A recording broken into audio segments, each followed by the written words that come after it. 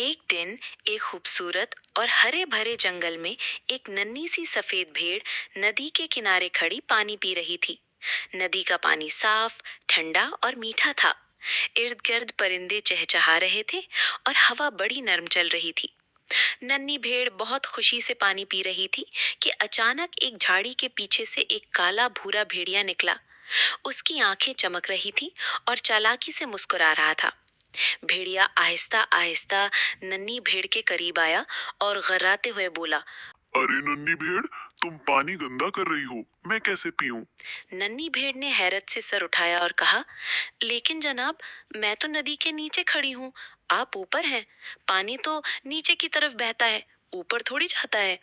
भेड़िया थोड़ा झिझका, फिर अकड़ कर बोला। अच्छा, तो तुमने मुझे गाली दी थी? नन्ही भेड़ ने आंखें फैलाईं और कहा, नहीं जनाब, मैं तो अभी पैदा हुई हूँ। भेड़िया बोला। तो फिर तुम्हारी माँ ने 2 साल पहले मुझे गाली दी थी। नन्ही भेड़ ने नरमी से कहा, लेकिन आपने तो कहा कि आप 1 साल पहले पैदा हुए थे।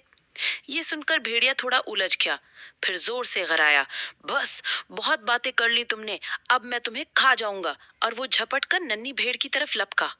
लेकिन नन्ही भेड़ बहुत होशियार और तेज थी। वो फौरन पीछे हटी और पूरी ताकत से जंगल की तरफ दौड़ने लगी। वो झाड़ियों के बीच से निकलती, दरख्तों के नीचे से फिसलती हुई जंगल के अंदर गुम हो गई। भेड़िया कुछ देर दौड़ा, फिर थक कर रुक गया। वो दांत पीस कर बोला, ये तो बहुत चालाक निकली। नन्ही भेड़ एक दरख्त के पीछे छुपकर हंसने लगी और बोली, बच गई, और अब कभी किसी की चालाक बातों में नहीं आऊंगी।